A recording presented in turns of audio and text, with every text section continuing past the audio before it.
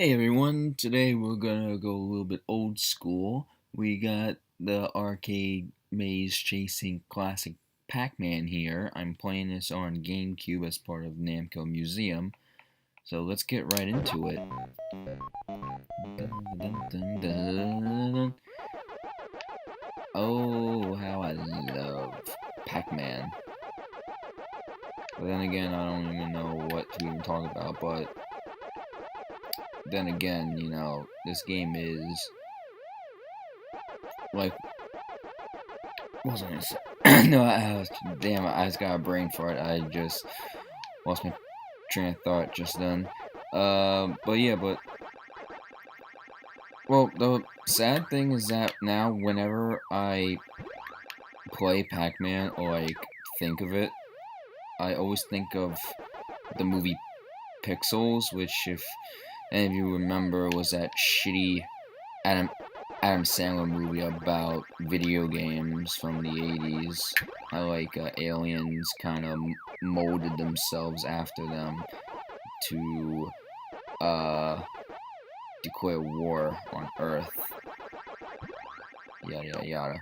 And Pac-Man was like one of the big marketing factors of it.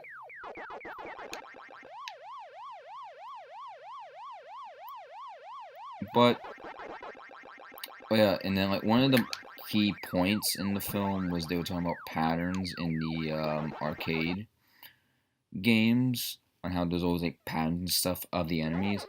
And even though they never explained how exactly that works, which is one of the many faults with the movie, when playing this, at least you can kind of see it, because if you play the levels over and over, you can see that the ghosts initially have a set movement based on, I guess, of the game code, and then that's essentially the pattern, and then you can just follow it in the first few moves before they decide to lock on you.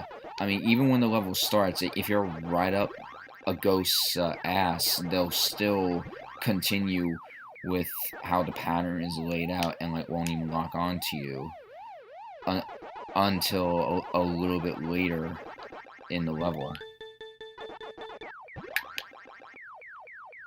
Which I think is interesting, yeah, that's... I don't know, because I noticed, because I played Pac-Man many times before, and like, I tend to have noticed that in order to improve my game on it, as I would play it throughout the years, and when and then when I eventually saw Pixels, when they mentioned it, I thought, oh, okay, good, they're actually acknowledging it, only to be disappointed that they never actually explain or like expand upon that notion. Shit.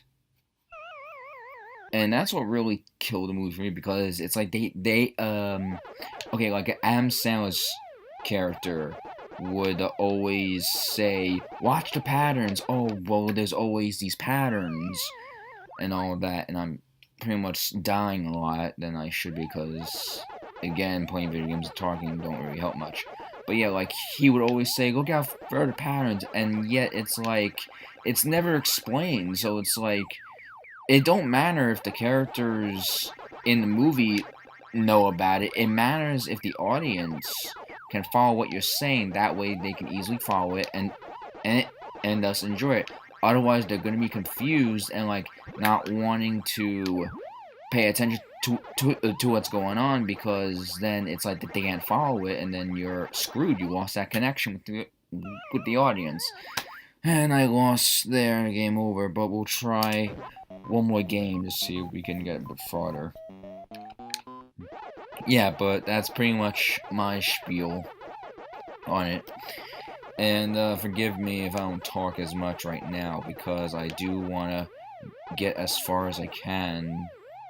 That way I have the satisfaction of showing you guys as much gameplay as possible in the various levels and stuff. That's just to my own satisfaction. Plus, I just love playing this, so I want to get as much out of it as I can. Okay. Oh, shit.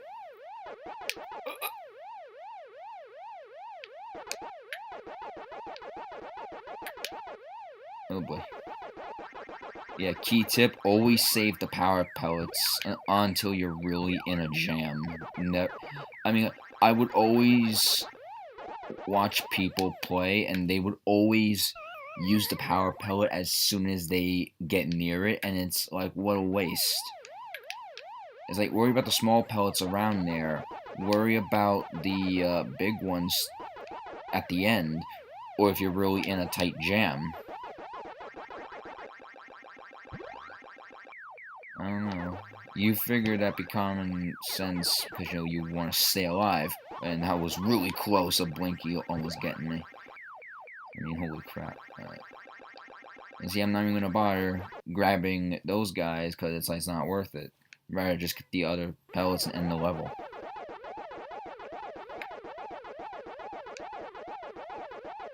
And I usually like to attack the bottom first, and then work my way up. I don't know, that's just how I like to do it.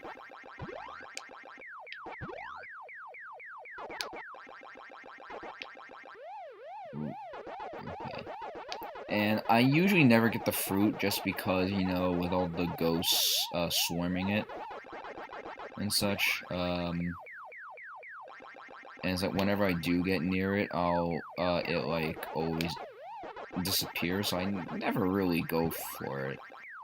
Unless if, like, right place, right time, where, like, I happen to be near it while it's there, and I'm, like, actually able to grab it, then, yeah, then that's the exception I'll make.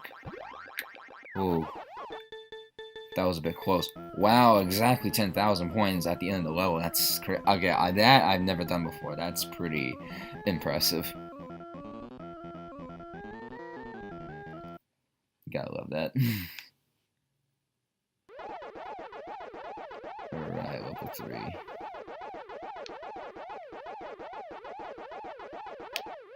No, crap. Yeah, playing on the GameCube controller is a bit finicky. It's not the best. Because I tried to go in that little alleyway on the right there, and it didn't register. But I still stand by that it's a good controller. Okay. But, if you're definitely someone, though, who's, like, a bit older, like, let's say if you played this in the arcades, fuck! And then, like, you try to and like, you like, move into playing it on a home console, but you're so used to the joystick or, like, thing on the arcade cabinet, it's not going to translate well with you, and trust me, I've seen it. It is a horror show to see, trying to watch someone adapt to a home console controller while trying to play this when they're so used to playing it with an arcade joystick. I mean, Mike, I cannot tell you the horror stories. It's like so cringy and embarrassing. It's like, ugh. I like shiver at it. And that was even an even worse go, especially since I only had 2 pellets left.